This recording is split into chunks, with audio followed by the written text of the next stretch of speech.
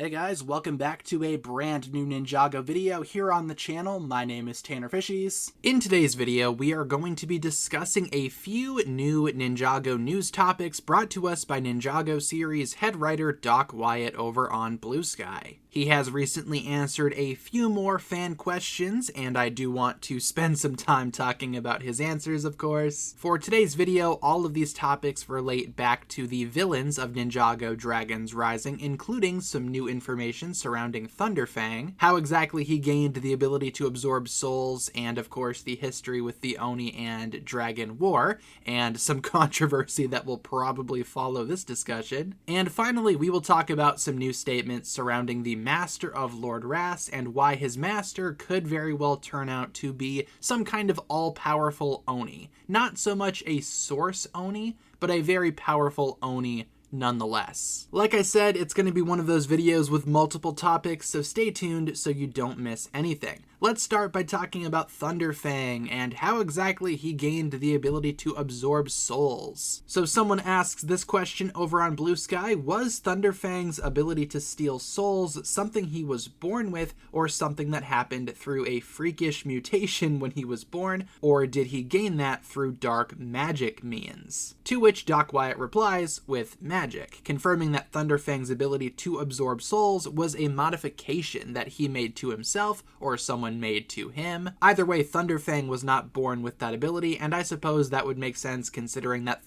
Fang already has a lot of artificial abilities, I would say. The primary one being the artificial source dragon for the Forbidden Five's elemental powers. That's already been confirmed in the past that all of the elemental powers of the Forbidden Five come directly from Fang. So again, the idea of Fang gaining the ability to absorb souls through a magic modification instead of that being something that he was born with, that does make sense, and it is very Fang. The second question here I enjoy too. What did the other dragons think of Fang's power to steal souls? Did it make him more like an outcast or not as respected among other dragons? To which Doc Wyatt replies, opinions were sharply divided. Yeah, so obviously Fang in the context of the Oni and Dragon War was kind of a powerhouse because he was literally able to absorb souls of the Oni on the battlefield, making him one of the dragon's strongest assets. However, I could totally see his methods being a little controversial among the dragon's side. It did kind of sound like there was a bunch of infighting between Fang and the dragons, especially after Fang was not granted the rank of Source Dragon like he requested. So before that, Fang's abilities being a little bit controversial, I could totally see that being the case among the dragons. I think it is interesting though, because it shows that not every dragon was this stoic being. Some dragons respected Fang's decision to absorb souls. Maybe they thought it was beneficial because the Oni are ultimately the bad guys here, right, to the dragons. So Fang's ability to get rid of them quickly and swiftly, I'm sure that was rather popular with some morally questionable dragons out there.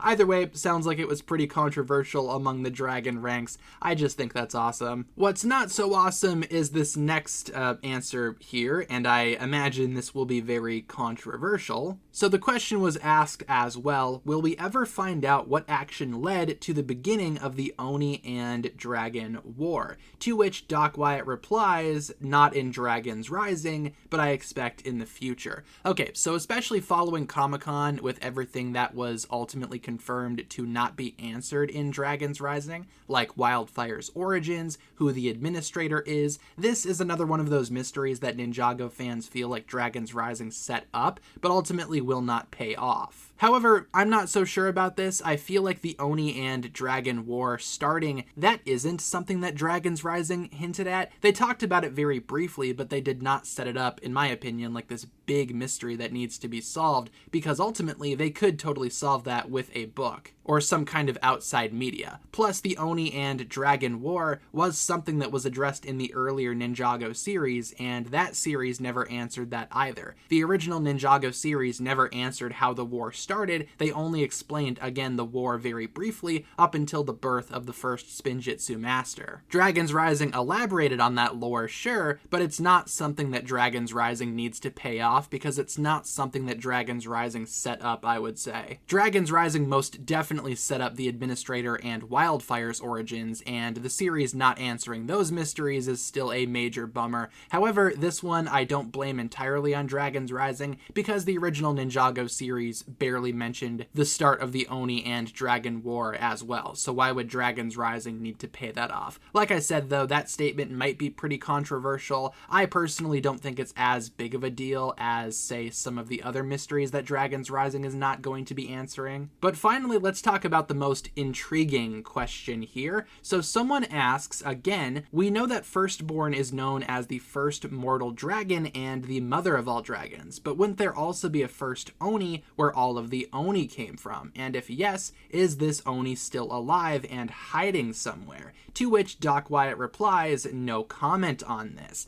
Interesting. Yeah, so another theory of the Master of Lord Ras is that he could be a Source Oni, or some type of Source Dragon equivalent on the Oni side. However, this statement is pretty much answering a question surrounding the opposite to Firstborn, the Oni equivalent to the first ever dragon. If there's not such a thing as Source Oni, is there such a thing as the first ever Oni? And if so, it's interesting that Doc Wyatt can't comment on whether or not this Oni is still alive and hiding somewhere. It was kind of implied in Ninjago's past that the Oni warlords were kind of seen as the first Oni, I guess you could say, but Dragon's Rising could always make that more clear. If Lord Ras's master did end up being some kind of Oni, I would not be surprised. I feel like an Oni could totally have all of the same celestial powers that Lord Ras's master has, especially the first Oni. Again, it's all starting to connect the dots, and in a way, this could be seen as Dragon's Rising paying off all of the Oni setup from Season 3. Dragon's Rising did mention the Oni quite a bit in the first half of Dragon's Rising Season 3, and I thought for a while there that Dragon's Rising was setting up potentially the return of the Oni. And also, again, following Thunderfang's defeat in Season 3 Part 1 and all of the Oni souls being freed,